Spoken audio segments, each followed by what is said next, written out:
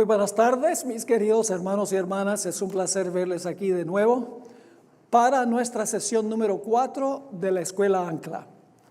Este año estamos estudiando los 7 sellos del libro de Apocalipsis. Ayer, en nuestro último tema, hablamos sobre Apocalipsis 4. Y voy a hacerles un repaso, pero antes queremos tener una palabra de oración y entonces vamos a estudiar el capítulo 5 de Apocalipsis. Oremos. Nuestro Padre y nuestro Dios, gracias te damos por este hermoso día que nos has dado. Gracias por el privilegio de encontrarnos en tu casa. Gracias por tu palabra, una guía segura en un mundo que anda en confusión. Te pedimos, Señor, que al continuar nuestro estudio, que tu Santo Espíritu nos acompañe. Abre nuestro entendimiento y también nuestros corazones para recibir el mensaje y capacítanos para compartirlo. Te lo suplicamos en el nombre precioso de Cristo nuestro Salvador. Amén. Solo quiero hacer un repaso de lo que estudiamos sobre el capítulo 4. Ustedes recuerdan que en el capítulo 4 hay varios seres presentes. Juan entra por una puerta abierta en el cielo. Dentro de la puerta se encuentra un trono. Y en el trono, como vimos, está sentado Dios el Padre solo. No se movió allí de ninguna parte. Sencillamente estaba sentado allí en el trono. Luego nos dimos cuenta que delante del trono había 7 candeleros, representando el hecho de que estaba presente el Espíritu Santo en su plenitud.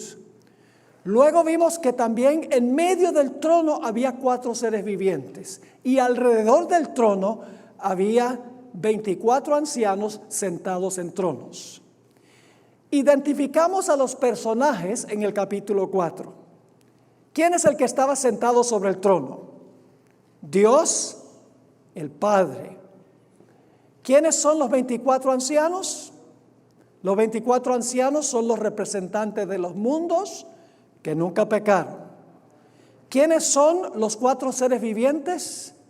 Representan a los querubines y los serafines, ángeles excelsos.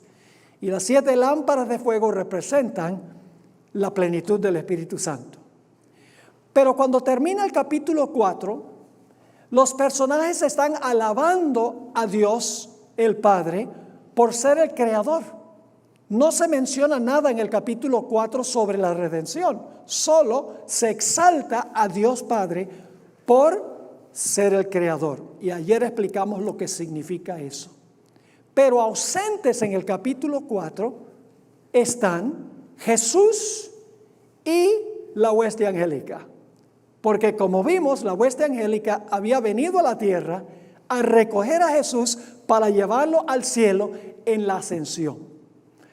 Ahora, con esto en mente, vamos al capítulo 5 de Apocalipsis.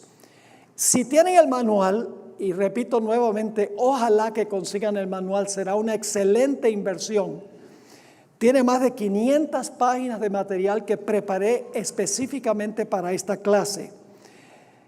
En la página 33 comienzan los comentarios sobre el capítulo 5 de Apocalipsis. Y voy a seguir lo que encontramos en el manual. Así que los que no tienen el manual, si ustedes ven que yo estoy mirando mucho mis notas, es porque estoy leyendo lo que está en el manual. Tal vez así se puedan animar a conseguir este documento que es de tanta importancia. Ahora, hay algo muy interesante en Apocalipsis, el capítulo 5. Y es que no hay ningún lenguaje judicial. Es decir, no hay un juicio en el capítulo 4 y el capítulo 5 del libro de Apocalipsis. Ahora, hay muchas semejanzas entre Apocalipsis 4 y 5 y Daniel 7. Por eso algunos eruditos han dicho, bueno, la escena de Apocalipsis 4 y 5 es la misma de Daniel el capítulo 7. Pero en realidad no es así. Porque aunque hay semejanzas entre Apocalipsis 4 y 5 y Daniel el capítulo 7, también hay grandes diferencias. Notemos algunas de esas diferencias. Mientras que en Daniel 7 se colocan tronos para comenzar un juicio. En Apocalipsis 4:2, los tronos sencillamente están allí. No se dice que se colocaron tronos, están allí. En Daniel 7:10 dice que se abren libros para el juicio, pero en Apocalipsis 5:1 solo hay un libro y no está abierto, no se va a abrir en ese momento, sino que está ¿qué? Está sellado y cerrado. En Daniel 7 se le presenta a Jesús como el Hijo del Hombre, pero en Apocalipsis el capítulo 5 se le presenta a Jesús no como el Hijo del Hombre, sino como un cordero inmolado. El texto, en otras palabras, de Daniel 7 y el texto de Apocalipsis 4 y 5, aunque tiene similitudes, en realidad también tiene diferencias. Es decir, la ocasión histórica de Apocalipsis 4 y 5 no es la misma ocasión histórica de lo que ocurre en Daniel el capítulo 7. Estamos al pie de la página 33. Algunos eruditos de la Iglesia Adventista del Séptimo Día han concluido que en Apocalipsis 4 y 5, al igual que en Daniel el capítulo 7, se halla una descripción del juicio investigador que comenzó en el año 1844. El problema con esta idea de que Apocalipsis 4 y 5 está hablando del inicio del juicio investigador en 1844 es que en Apocalipsis el capítulo 4 y el capítulo 5 no hay idioma de juicio.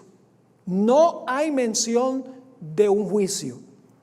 Toda la terminología que encontramos en Apocalipsis 4 y 5 son himnos doxológicos que exaltan a Dios el Padre como el Creador y exaltan a Cristo Jesús como el Redentor, pero no se dice nada en cuanto al juicio. Más adelante en Apocalipsis 19, 1 y 2 se eleva un himno exaltando al juez, pero ese es al final del libro, no en los capítulos 4 y 5. En las escenas de juicio en la Biblia, raras veces hallamos nosotros himnos de júbilo, como los que encontramos en Apocalipsis 4 y el capítulo 5. En las escenas de juicio en la Biblia, todos permanecen en silencio, observan callados lo que está ocurriendo. Tenemos, por ejemplo, en Daniel 7 no se mencionan himnos cuando inicia el juicio. En Apocalipsis 20, 11 al 15, a donde se habla del juicio durante el milenio y después del milenio, no hay himnos. Todos los seres que están observando el juicio están en silencio. También debemos tomar en cuenta que en Apocalipsis 5 hay un solo libro y está sellado. En Daniel el capítulo 7 hay libros y los libros se abren, no están sellados. Eso significa claramente que no está hablando del mismo evento. Estamos al pie de la página 34. Es digno de notar que durante el quinto sello, el juicio no ha comenzado todavía. Es decir, Apocalipsis 4 y 5 que introduce los sellos, no puede ser el juicio. Porque en el quinto sello todavía no ha empezado el juicio. ¿Y cómo sabemos eso? Porque en el quinto sello los mártires están clamando y diciendo: Señor, ¿hasta cuándo no juzgas y vengas nuestra sangre que es derramada por los impíos en la tierra? Es decir, en el quinto sello los hijos de Dios que fueron martirizados están clamando para que Dios haga un juicio. Significa que el juicio no puede haberse realizado en la visión introductoria del capítulo 4 y del capítulo 5. Estamos al pie de la página 34. En Apocalipsis 5 se describe a Jesús como un cordero inmolado que acaba de venir del campo de batalla y porta las heridas frescas de su crucifixión. El tiempo perfecto del verbo, como si hubiese sido inmolado, se refiere a una acción que comenzó en el pasado, pero que perdura en el presente. Es decir, Jesús fue inmolado y cuando se presenta en el cielo, se presenta con las heridas que recibió cuando Jesús fue inmolado. En la página 35 al comenzar la página, la hermana White comenta lo siguiente: Testimonios para la Iglesia, tomo 4, página 388. Cristo es nuestro mediador y sumo sacerdote en presencia del Padre. Se reveló a Juan como el Cordero inmolado, como si hubiera estado en el mismo acto de derramar su sangre en favor del pecador. Es decir, Jesús se presentó como Cordero inmolado y parecía que en ese mismo momento, cuando se presentó, estaba siendo inmolado. Ahora, hay otro dato interesante, y es que en Apocalipsis el capítulo 5 no solamente se presenta a Jesús como Cordero inmolado, sino se le presenta también como el león de la tribu de Judá. Ahora, ¿cómo relacionamos esta idea de que Jesús es un cordero como inmolado, pero también se le presenta como el león de la tribu de Judá? El hecho es que durante todo el tiempo de gracia, el Señor Jesucristo es un cordero que salva. Pero cuando se cierra la puerta de la gracia, cuando se rompa el último sello, el Señor Jesucristo, que es un cordero como inmolado que salva, se convertirá en un león que destruye a los que lo rechazaron. Por eso en Daniel 7, cuando termina el juicio, a Jesús se le presenta como el Hijo del Hombre, que tiene que ver con su segunda venida. Mientras que encontramos en Apocalipsis el capítulo 4 y el capítulo 5 se le presenta como Cordero. Es decir, Jesús como intercesor es un Cordero que salva. Cuando se rompe el último sello, el Cordero, por así decirlo, se convertirá en un león para destruir a los que rechazaron a Jesús. Ahora vamos a notar versículo por versículo el significado de lo que tenemos en Apocalipsis el capítulo 5. Vamos a los versículos 1 y 2. Y vi en la mano derecha del que estaba sentado en el trono un libro. ¿Quién está sentado sobre el trono? ¿Dios quién? Dios el Padre. ¿Qué tiene en la mano? La mano derecha, un libro. ¿Y el libro está abierto o cerrado? Cerrado. ¿Cuántos sellos? 7 sellos. Muy bien. Tiene en la mano derecha un libro, escrito por dentro y por fuera, sellado con 7 sellos. Y vi a un ángel fuerte que pregonaba a gran voz: ¿quién es digno de abrir el libro y de desatar sus sellos? Ahora, ¿qué significa la palabra digno? ¿Quién es digno de romper los sellos y de abrir el libro? En el Nuevo Testamento tenemos otros versículos que usan la palabra digno. Aquí tienen una lista. En Mateo el capítulo 10 y el versículo 10 dice: el obrero es digno de su salario. ¿Por qué? Porque trabajó y ganó su salario. Lucas 12:48 dice que el que hizo cosas dignas de azotes, es decir, se comportó de manera que se ganó los azotes. En Lucas 15:19, el hijo pródigo se comportó de una manera indigna porque desobedeció las normas de su padre. En Apocalipsis 16:6 se le da a los impíos sangre a beber. Dice, porque ellos son dignos de ello, porque lo merecen. Y en Hechos 26:31 dice que Pablo no cometió ningún acto digno de muerte. En otras palabras, lo que significa la palabra digno aquí es quién está calificado, quién tiene las características necesarias que le dan derecho de romper los sellos, abrir el libro y revelar lo que contiene el libro. Vamos al versículo 3. Ahora hay un problema en el cielo. Y ninguno, ni en el cielo, ni en la tierra, ni debajo de la tierra, podía abrir el libro, ni aun qué, ni aun mirarlo. Wow. Nadie en el cielo, en la tierra, debajo de la tierra, que podía romper los sellos, abrir el libro y ni siquiera mirarlo. Ahora, Enoc estaba en el cielo para este tiempo. Él no podía. Moisés y Elías estaban allí. No podían. No podían los representantes de los otros mundos que estaban allí. No podían los ángeles, ni los querubines, ni los serafines, ni siquiera Dios el Padre estaba calificado para romper los sellos y abrir el libro, porque el Padre estaba sentado en el trono y dice, ninguno ni en el cielo podía romper los sellos y abrir el libro, ni siquiera mirarlo. Ahora se realiza una crisis universal. Vamos al versículo 4. Y lloraba yo mucho, dice Juan, porque no se había hallado ninguno que digno, que significa con las cualidades necesarias que le dan el derecho de hacerlo.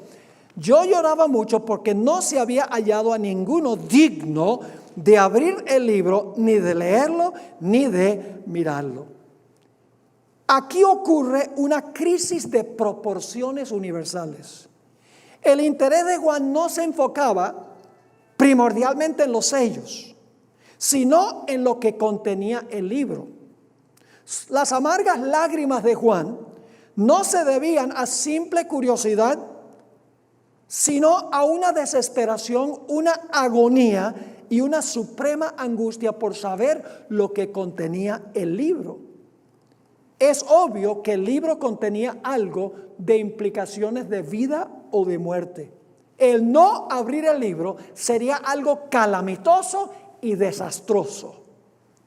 La palabra griega que se usa aquí, donde dice que Juan lloraba mucho, en griego hay más que una palabra para llorar. Esta es la más fuerte. Se usa, por ejemplo, en Lucas 8:52, a donde habla de la angustia de el padre de Jairo cuando murió la hija de él. En Lucas 22:62 la palabra se usa para hablar de Pedro cuando negó a Jesús por tercera vez. Dice que salió y lloró amargamente. Se usa en Lucas 19:41 donde dice que Jesús cuando descendió por el monte de los olivos lloró por Jerusalén. Y se usa en Apocalipsis 18 versículos 9, 11 y el versículo 15 para hablar del llanto y el clamor y el lloro de los mercaderes de Babilonia cuando caiga finalmente Babilonia. Es decir, llorar aquí es una palabra fuerte. Juan, en Colombia se usa la palabra berrear. Juan estaba berreando, es decir, estaba clamando y llorando porque no había nadie que pudiera romper los sellos, abrir el libro y revelar el contenido del libro. Vamos al versículo 5, estamos en la página 36. Y uno de los ancianos me dijo, no llores, he aquí que el león de la tribu de Judá, la raíz de David, y luego ¿qué dice? Ha vencido. ¿Qué es lo que califica a Jesús para que pueda romper los sellos y abrir el libro? ¿Por qué tiene Jesús las cualidades necesarias? ¿Por qué qué? Porque vino acá y ¿qué? Venció. Así que dice, he aquí que el león de la tribu de Judá, la raíz de David, ha vencido. Fíjense que el tiempo del verbo es ¿qué? Pasado. Jesús venció. ¿Con qué propósito? ¿Para qué? Para abrir, futuro, el libro y desatar sus 7 sellos. ¿Se consiguió a alguien digno de romper los sellos y abrir el libro? Sí. ¿Por qué? Porque él vino acá y venció. ¿Venció a quién primordialmente? Venció a Satanás y a sus huestes. Los reyes de Israel pertenecían a la tribu de Judá. Y Jesús es la raíz y el linaje de David. Cuando Jesús aparece por primera vez en el escenario, esto lo mencioné, se le ve como un cordero inmolado que ¿qué? Que salva. Pero cuando finalmente abre el libro, después de romper los sellos, ahora su función no es de cordero, su función es la de un ¿qué? La de un león que ruge. Por eso dice en Apocalipsis 6, en el 6º sello, dice que Jesús viene sentado en el trono. Los impíos se esconden en las cuevas y ruegan que las rocas caigan sobre ellos y dicen, escondednos del que está sentado sobre el trono y de la ira del cordero. Ahora no es un cordero salvador, sino cuando termine de romper los sellos, es un león que destruye a los que lo rechazaron. ¿Me están entendiendo el punto? Ahora, en el momento, estamos en la página 37 para los que tienen el manual, en el momento en que Jesús abra el libro, se sentará como rey. Por eso es de la tribu de Judá. El león de la tribu de Judá tiene derecho a ser rey de reyes y señor de señores. En el momento cuando Jesús abra el libro, se sentará como rey sobre su propio trono para gobernar su reino. La hermana White tiene un par de citas muy interesantes que explican la relación entre el cordero y el león. La primera está en Hechos de los Apóstoles 4:70 y 4:71. Dice así: el Salvador se presenta ante Juan bajo los símbolos del león de la tribu de Judá y de un cordero como inmolado. Dichos símbolos representan la unión del poder omnipotente con el abnegado sacrificio de amor. Dos características de Jesús: el poder omnipotente y el abnegado servicio. Sigue escribiendo: el león de Judá, tan terrible para los que rechazan su gracia, es el Cordero de Dios para el obediente y fiel. La columna de fuego que anuncia terror e ira al transgresor de la ley de Dios es una señal de misericordia y liberación para los que guardan sus mandamientos. El brazo que es fuerte para herir a los rebeldes será fuerte para librar a los leales. Todo el que sea fiel será salvo. Enviará sus ángeles con gran voz de trompeta y juntarán sus escogidos de los cuatro vientos, de un cabo del cielo hasta el otro. En la otra cita, en un documento en inglés que yo traduje, hay muchas citas en este manual que no están en español, que yo traduje personalmente.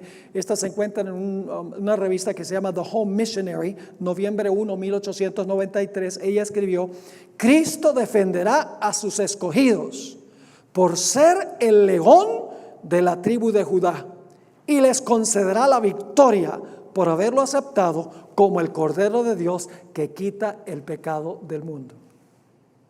El león salva a los fieles porque aceptaron a Jesús como el Cordero de Dios que quita el pecado del mundo. Vamos al pie de la página 37, el versículo 6. Y miré, y vi en medio del trono y de los cuatro seres vivientes, y en medio de los ancianos estaba en pie un cordero como inmolado, que tenía, ¿qué cosa? 7 cuernos y 7 ojos, los cuales son los 7 espíritus de Dios enviados por toda la tierra.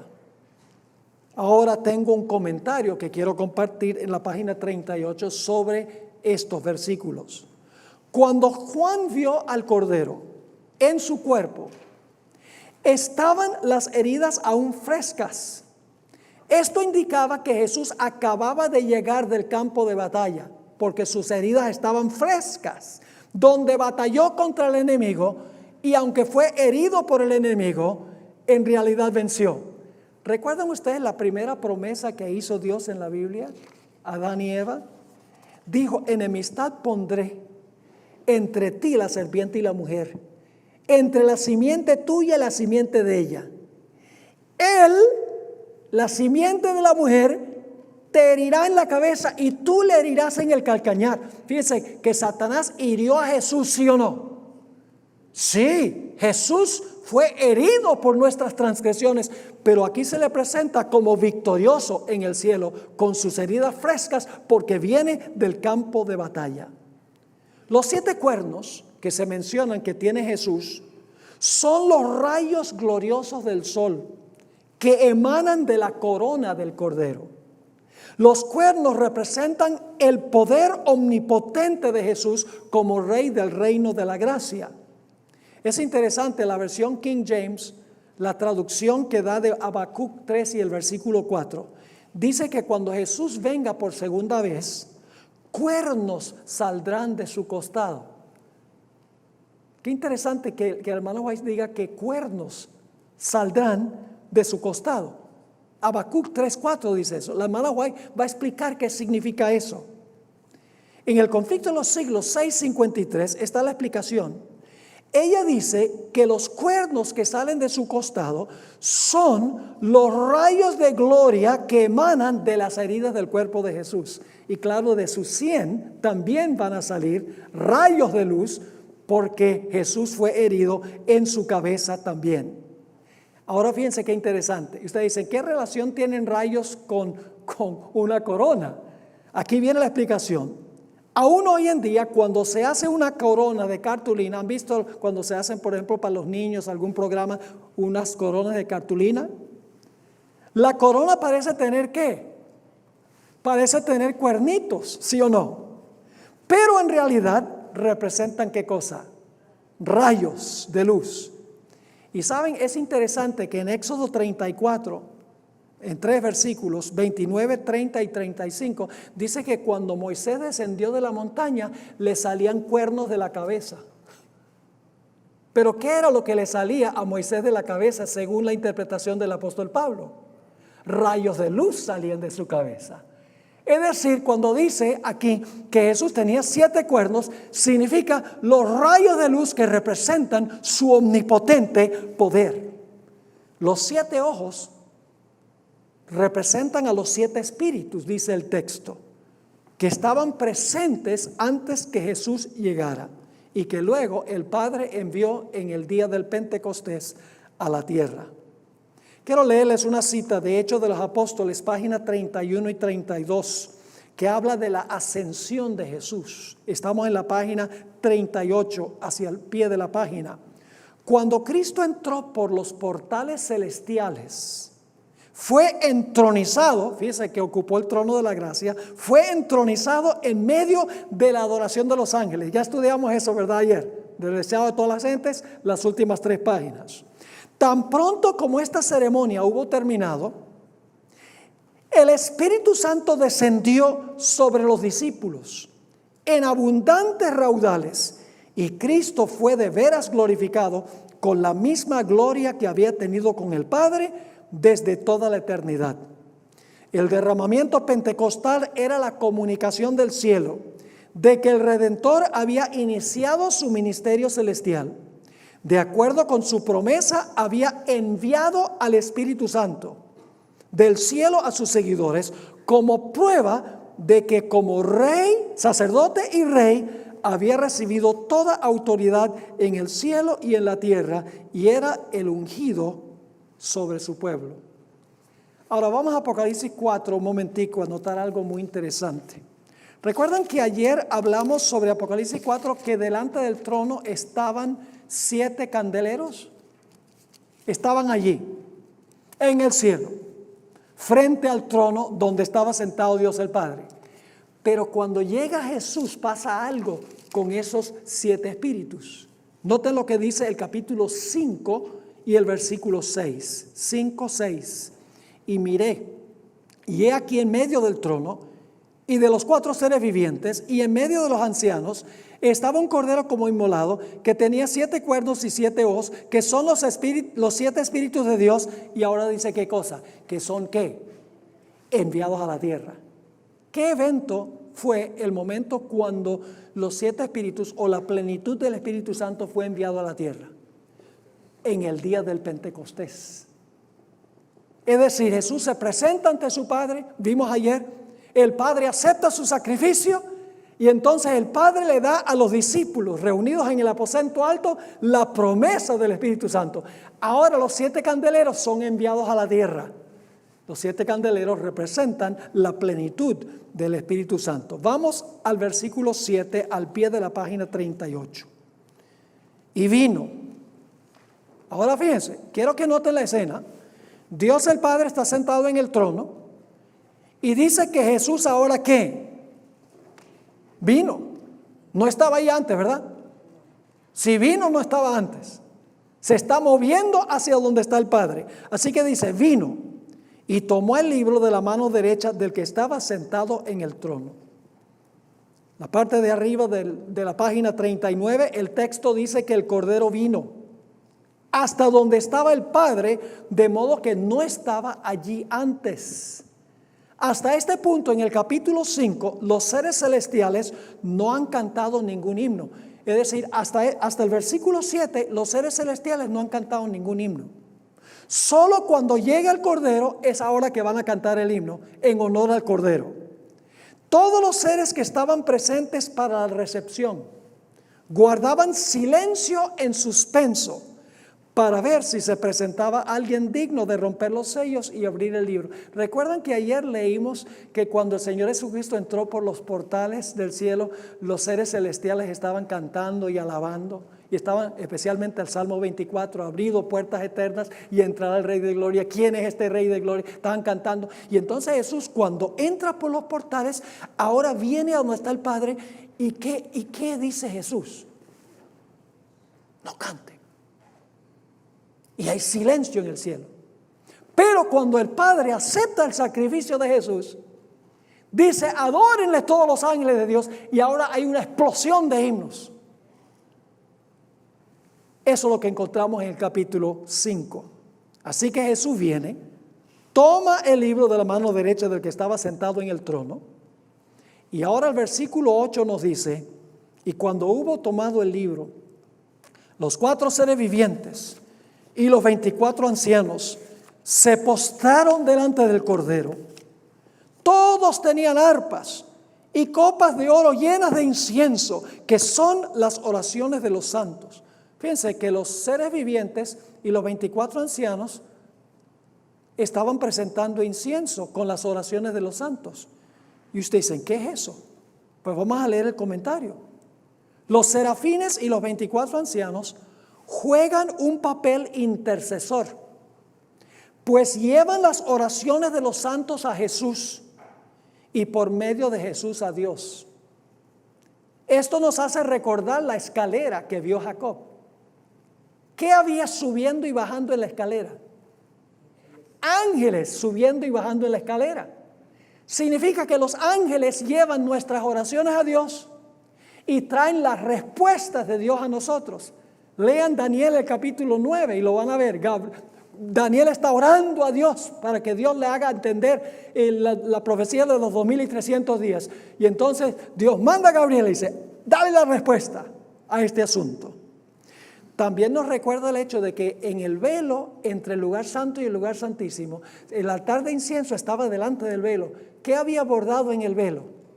Ángeles que subían y bajaban en el velo. Es decir, los 24 ancianos que vamos a encontrar, que son los representantes de los mundos, los ángeles más excelsos, y los querubines y los serafines, tienen un papel intercesor. Llevan las oraciones nuestras de la tierra a Jesús y Jesús las presenta delante del Padre. Elena White dice en el libro Consejos para los Maestros, página 110, los ángeles ofrecen el humo del fragante incienso en favor de los santos que oran. Ahí está el respaldo del espíritu de profecía. Vamos a los versículos 9 al 14. Ahora viene el himno. Hasta ahora no hay himno, hasta que Jesús llega donde está el Padre. Ahora apareció el que es digno, llega donde el Padre, hay silencio, suspenso, y entonces el Padre dice: acepto tu sacrificio, abraza a su Hijo, y ahora el Padre dice: ahora sí pueden cantar, alábenle todos los seres celestiales. ¿Están captando el cuadro? Noten lo que dice el versículo 9. Y cantaban un nuevo cántico, diciendo: digno eres de tomar el libro, o calificado, digno eres de tomar el libro y abrir sus sellos, porque tú fuiste ¿qué? Inmolado con tu sangre. Y ustedes notarán que lo que está en corchetes no está en el texto, son explicaciones mías, ¿ok? Lo que está en corchetes no es parte del texto bíblico, yo lo agrego para explicar lo que está diciendo el texto. Así que dice: con tu sangre, una mejor traducción sería: los has redimido para Dios de todo linaje y lengua y pueblo y nación. Y luego la mejor traducción, vamos a ver: y los has hecho para nuestro Dios reyes y sacerdotes. Y una mejor traducción es: reinarán sobre la tierra. Es decir, los ancianos no son los que van a reinar sobre la tierra, no son los personajes que dice aquí que han sido redimidos. No, ellos están cantando en cuanto a los redimidos, en cuanto a los que van a reinar sobre la tierra. Sigue diciendo en el versículo 11, y esto lo vamos a estudiar en más detalle, se van a dar cuenta. Y miré, y oí la voz de muchos ángeles alrededor del trono. En el capítulo 4 no estaban, pero ahora que llega Jesús, están los ángeles allí también. La voz de muchos ángeles alrededor del trono, y de los seres vivientes, y de los ancianos. Ahora hay un detalle muy interesante que puse en corchetes. Los ángeles están más allá del círculo de los seres vivientes y los ancianos. Es decir, tenemos la hueste angélica, tenemos los ancianos y los 4 seres vivientes. Son 3 grupos distintos, recuerden eso. Así que dice en el versículo 11, miré y oí la voz de muchos ángeles alrededor del trono y de los seres vivientes y de los ancianos. Y su número era millones de millones, que decían a gran voz, el cordero que fue inmolado, tiempo pasado, es digno de tomar el poder, las riquezas, la sabiduría y la fortaleza, la honra, la gloria y la alabanza. Y a todo lo creado que está en el cielo y sobre la tierra y debajo de la tierra y en el mar, y a todas las cosas que en ellos hay, oí decir, al que está sentado en el trono y al cordero, sea la alabanza, la honra, la gloria y el poder por los siglos de los siglos. Los 4 seres vivientes decían amén, y los 24 ancianos se postraron sobre sus rostros y adoraron al que vive por los siglos de los siglos. Ese es el himno que cantaron cuando llegó Jesús con la hueste angélica, porque ahora ha llegado el Redentor. En el capítulo 4 el himno es en honor al Creador.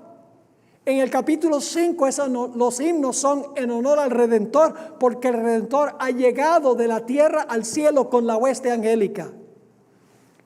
Vamos a anotar los comentarios en la página 40.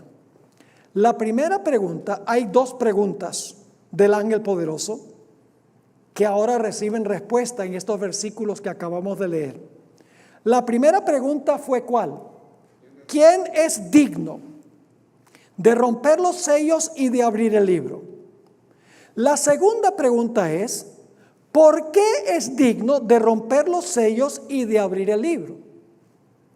La respuesta a las 2 preguntas es que solo el Cordero está calificado porque ¿qué? Porque pagó el precio de su sangre para redimir la herencia que Adán perdió. La palabra redimir que se usa aquí en Apocalipsis 5:9 es la palabra hagorazo. Significa comprar algo pagando un precio. Hay otra palabra en el Nuevo Testamento semejante, que es la palabra lutroo, que significa nuevamente lo mismo, rescatar algo pagando un precio para rescatarlo. Es el principio de la casa de empeño. ¿Saben lo que es una casa de empeño? No sé si le dicen así. Te va y lleva algo, allí le dan cierta cantidad de plata y ahí se lo guardan y usted puede ir ¿a qué? Puede ir a pagar más, dicho sea de paso, paga más y entonces rescata lo que usted vendió. Ese es el principio aquí. Que Jesús pagó el precio para comprar el territorio que Adán vendió y la libertad que Adán perdió. Eso lo estudiamos en el tema de ayer. Ahora vamos al último párrafo de la página 40. Hasta el versículo 8. Los seres celestiales estaban ausentes. Pero a partir del versículo 10, Juan ve a millones y millones de ángeles que rodean el trono entonando un himno en honor al Redentor. La pregunta clave es esta: ¿a dónde estaba la hueste angélica en la escena del capítulo 4?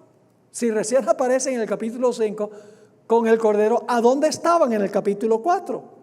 La respuesta es que habían venido a la tierra para buscar a Jesús y estaban de regreso con Él. Ahora, ¿notaron ustedes que dice que no había nadie en el cielo, ni en la tierra, ni debajo de la tierra? Pero no dice que no había nadie que iba en camino al cielo. Porque Jesús iba en camino al cielo. Ahora, hablemos un poco del libro con 7 sellos. ¿Era importante ese libro de 7 sellos? Era un asunto de vida o muerte. Tiene que tener un contenido vitalmente importante. ¿Qué es lo que contenía el libro que causó que Juan llorara amargamente porque no se había conseguido alguien que abriera ese libro? ¿Qué contenía el libro?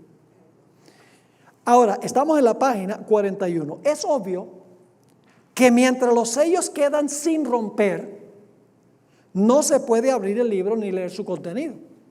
Primero hay que romper los sellos, quitarle los sellos para poder abrir el rollo. Porque en realidad no es un libro como este, no es un códice, sino se escribía en pergamino. El libro es en realidad un pergamino que enrollaban. Ahora, el paralelo más similar a este es Daniel 12:4, donde salí y dijo Daniel, cierra las palabras y sello el libro hasta el tiempo del fin. Es decir, el libro, cuando está sellado, no se puede leer ni entender hasta el tiempo del fin. Aquí, mientras el libro tiene los 7 sellos, no se puede leer lo que contiene el libro. Ahora, el profeta Jeremías, y ustedes tienen que leer el capítulo 30 de Jeremías, eso exigiría 1 hora más de clase, y no podemos estudiar todo ese capítulo, así que he resumido aquí. El profeta Jeremías nos da información valiosa sobre lo que contenía el libro. El cuadro es el siguiente. Cuando Satanás venció a Adán, le robó la escritura de propiedad del mundo, reclamándolo como suyo. Pero el Redentor, el que pagó un precio para rescatar lo que Adán vendió, pero el Redentor vino a la tierra para pagar el precio necesario para recuperar la escritura. El libro contiene un registro de toda la historia de la salvación. Y cuando finalmente se abra el libro, el universo entero verá que Jesús y los redimidos tienen derecho a la herencia que fue usurpada por Satanás y recuperada por Jesús. Ahora, no tenemos tiempo en esta presentación de leer todas las citas que encontramos que siguen aquí. Voy a pasar por alto la que se encuentra en la página 41, donde los eruditos identifican lo que es este libro con 7 sellos, porque en esa época del Imperio Romano se conocían pergaminos sellados con 7 sellos, 9 sellos, así que podemos saber qué era lo que contenía un pergamino sellado. Lo que sí quiero leer es la cita que encontramos en la página 42, en la parte de arriba de esta página. Dice, según el testamento del pretorio, un testamento en la ley romana llevaba los 7 sellos de los 7 testigos en las cuerdas que aseguraban la tableta o el pergamino. Un testamento tal no se podía ejecutar hasta que se rompiesen los 7 sellos. ¿Qué era entonces lo que estaba en el pergamino o lo que está en el pergamino? El pergamino es un ¿qué? Es un testamento. Ahora, ¿qué es un testamento? ¿Cualquier persona puede abrir un testamento? ¿Qué contiene un testamento? Un testamento contiene la información de quién va a heredar y qué es lo que va a heredar. Pero hay cierta persona calificada que ha sido nombrada para ser el testador. Una persona autorizada para quitarle el sello, por decirlo así, al testamento. Lo que este libro contiene, hermanos y hermanas, este es el testamento de toda la raza humana que demuestra quién va a heredar la salvación eterna y quién va a heredar la perdición eterna. Lo cual significa que si este pergamino no se abría, nadie heredaba lo que Adán perdió. ¿Están entendiendo lo que estoy diciendo? La siguiente cita dice, el objeto central, el pergamino con 7 sellos, es un testamento. Pues eso es precisamente lo que era un documento tal en la ley romana de la época de Juan. El panorama que vemos, pues, en la subdivisión de Apocalipsis 4:1 al 8:1 es el de un juzgado, a donde está a punto de abrirse un testamento. En el contexto de Apocalipsis, este testamento, por así decirlo, sería una escritura de propiedad que el hombre perdió y que ha sido redimida por Cristo el Cordero. De modo que el pergamino es un libro del destino. Abrirlo significaría heredar el reino de Dios, pero el no abrirlo significa no heredar. Con razón Juan lloró cuando pensó que nadie podía abrir el libro. Juan sabía lo que era un pergamino con sellos. En la época de los romanos era un testamento. Si no se presentaba la persona que había sido nombrada para abrir el testamento, no se iba a revelar quién iba a heredar la vida eterna. Todos estarían perdidos, pero se presentó el que había sido calificado para esto, para finalmente abrir este testamento y mostrar quién va a heredar la vida eterna. Ahora, la hermana White escribió unas citas muy interesantes, donde ella concuerda con lo que dicen los eruditos. Quiero que noten una cita que encontramos en una serie de libros que no están en español, Manuscript Releases. Yo traduje esta cita, tomo 9, página 7. Ella describe lo que contiene este libro sellado.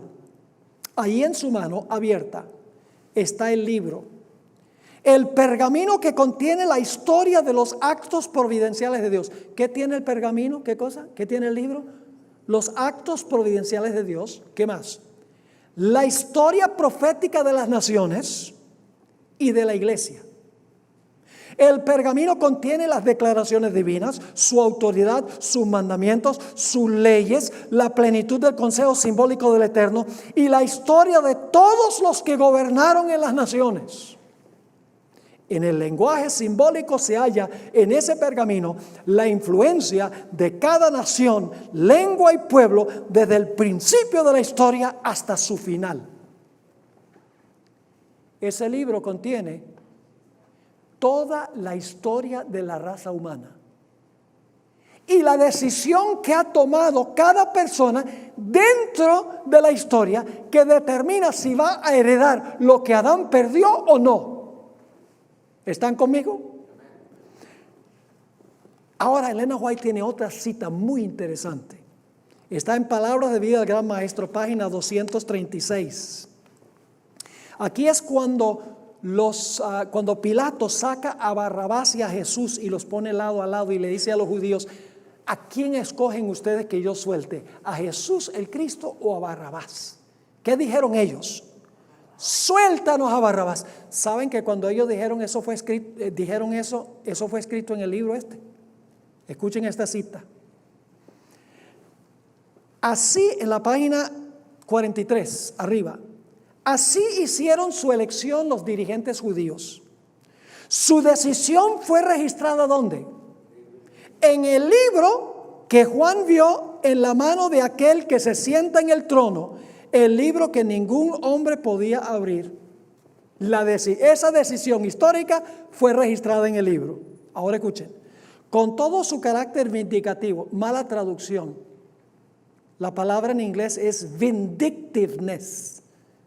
Significa en realidad con todo su carácter vengativo o retributivo.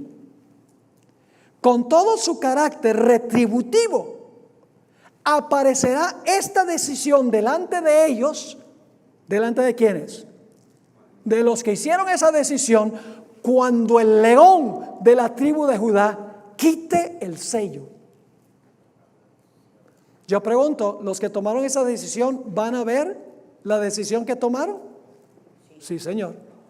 Ahora, vamos a anotar algunos puntos claves en la mitad de la página, crucial. Cuando Elena White escribió esta cita, era el año 1900. Yo pregunto, ¿todavía había sido abierto el libro en el año 1900? ¿Había sido abierto el libro todavía? No, porque ella dice, aparecerá delante de ellos cuando se rompa el último sello. Ahora, segundo punto, los que clamaron suéltanos a Barrabás y no tenemos más rey que César, estarán vivos cuando se abra el libro. Pues dice que verán el resultado de su decisión. Eso significa que van a tener que resucitar para poderlo ver.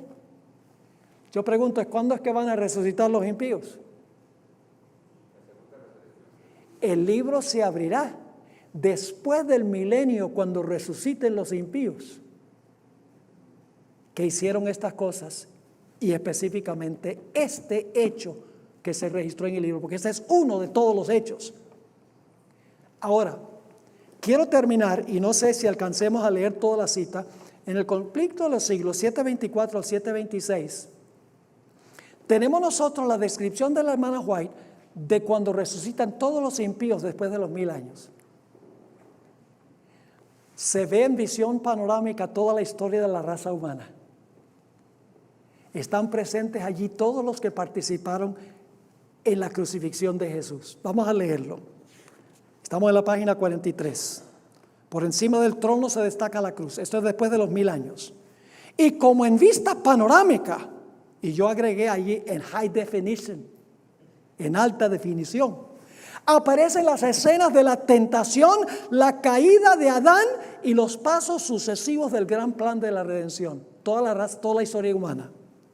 El humilde nacimiento del Salvador, su juventud pasada en la sencillez y en la obediencia, su bautismo en el Jordán, el ayuno y la tentación en el desierto, su ministerio público que reveló a los hombres las bendiciones más preciosas del cielo, los días repletos de obras de amor y misericordia, las noches pasadas en oración y vigilia en la soledad de los montes, las conspiraciones de la envidia, del odio, de la maldicia con que se recompensaron sus beneficios, la terrible y misteriosa agonía en el Getsemaní bajo el peso anonadador de los pecados de todo el mundo, la traición que le entregó en manos de la turba asesina, los terribles acontecimientos de esa noche de horror, el preso resignado y olvidado de sus discípulos más amados, arrastrados brutalmente por las calles de Jerusalén, el Hijo de Dios presentado con visos de triunfo ante Anás, obligado a comparecer en el palacio del sumo sacerdote, en el pretorio de Pilato, ante el cobarde y cruel Herodes, ridiculizado, insultado, atormentado y condenado a muerte.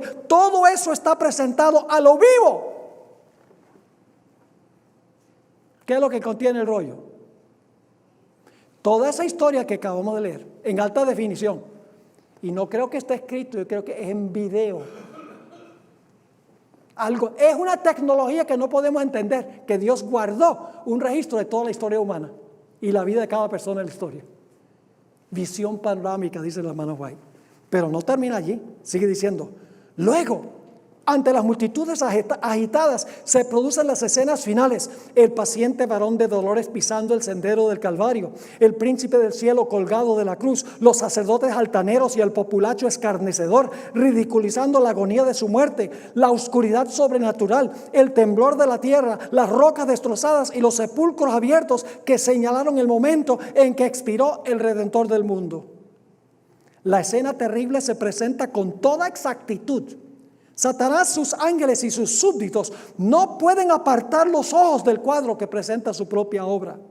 Cada actor recuerda el papel que desempeñó, porque todos habrán resucitado.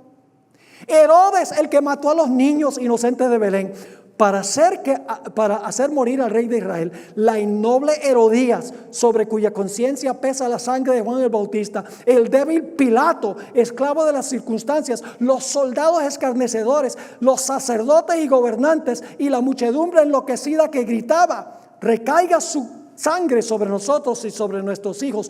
Todos contemplan la enormidad de su culpa. En vano procuran esconderse ante la divina majestad de su presencia, que sobrepuja el resplandor del sol, mientras que los redimidos echan sus coronas a los pies del Salvador, exclamando: Él murió por mí. ¡Qué espectacular! Pero no termina allí. Sigue la historia. Empezó con Adán, sigue la historia. Entre la multitud de los rescatados están los apóstoles de Cristo, el heroico Pablo, el ardiente Pedro, el amado y amoroso Juan, sus hermanos de corazón leal, y con ellos la inmensa hueste de los mártires, mientras que fuera de los muros, con todo lo que es vil y abominable, se encuentran aquellos que los persiguieron, encarcelaron y mataron. Allí está Nerón, monstruo de crueldad y de vicios, y puede ver la alegría y el triunfo de aquellos a quienes torturó y cuya dolorosa angustia les proporcionara deleite satánico. Su madre está allí, para ser testigo de los resultados de su propia obra, para ver cómo los malos rasgos de carácter transmitidos a su hijo y las pasiones fomentadas y desarrolladas por la influencia y el ejemplo de ella produjeron crímenes que horrorizaron al mundo. No termina allí. Allí hay sacerdotes y prelados papistas. La historia de los 1260 años. Que dijeron ser los embajadores de Cristo y que no obstante emplearon instrumentos de suplicio, calabozos y hogueras para dominar las conciencias de su pueblo. Ahí están los orgullosos pontífices que se ensalzaron por encima de Dios y que pretendieron alterar la ley del Altísimo. Aquellos así llamados padres de la iglesia tienen que rendir a Dios cuenta de lo que bien quisieran librarse.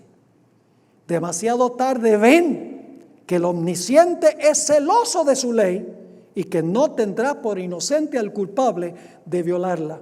Comprenden entonces que Cristo identifica sus intereses con los de su pueblo perseguido y sienten la fuerza de sus palabras en cuanto lo hicisteis a uno de los más pequeños de estos mis hermanos, a mí lo hicisteis.